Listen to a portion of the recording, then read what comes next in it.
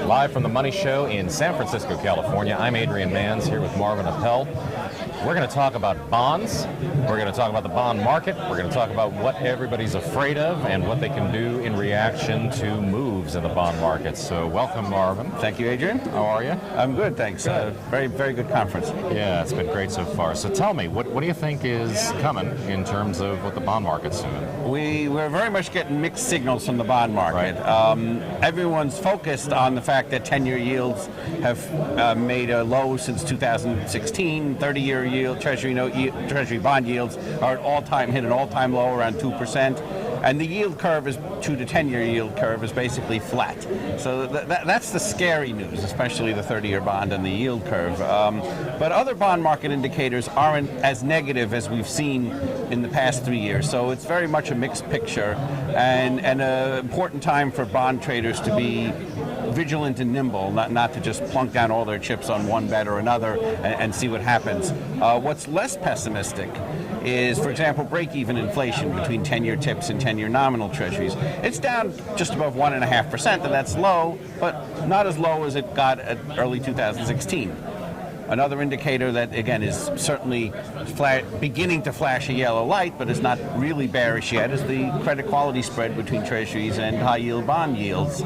Now about 4.5%, similar to where we were in May, but well below the levels we reached in December, and certainly well below what we reached in 2016. So even though, at first glance, the treasury market is flashing some warning signs, other areas of the bond market are not confirming.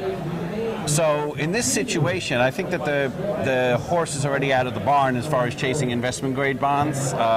So I don't see a lot of great upside there. Okay. High-yield bonds, our models are still on buy signals, high yields and floating rate bond funds. That could change any time, though. So for the listeners, I think stay short-term. Cash is king. The Fed hasn't gone to zero yet. I think they will have. I was just going to ask you, do you think it's going to zero? I don't know. I think it's going to go down fast, though. Yeah. Certainly right now we're around 2 1/8. It's certainly going to go down a lot. The yield curve is telling the Fed to do that, and I think they're going to listen. 2 and 10-year are flat with respect to each other. If the Fed cuts aggressively, we can restore some slope to the yield curve, and I think they're going to pay attention to that signal. But for now, cash is still yielding 2%, and it's a reasonable place to be while we wait for the high-yield market and the investment-grade markets to declare themselves. If high yields fall further, and I think that's at this point maybe a 50-50 shot, it's not a slam dunk, but if they do, then the re-entry would be an excellent buying opportunity, and so I think that's the play, is stay short-term, stay short duration, follow the high-yield market, and look for an entry opportunity on a further pullback. Okay, and if viewers want to follow your newsletter and follow your thoughts on all this sort of in real time instead of just between shows here, where can they find it?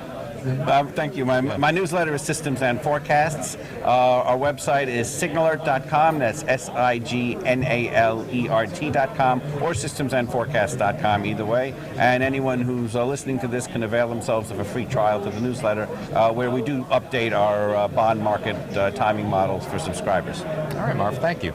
Thank you, Adrian. For the Money Show, I'm Adrian Manns. Be back in a moment.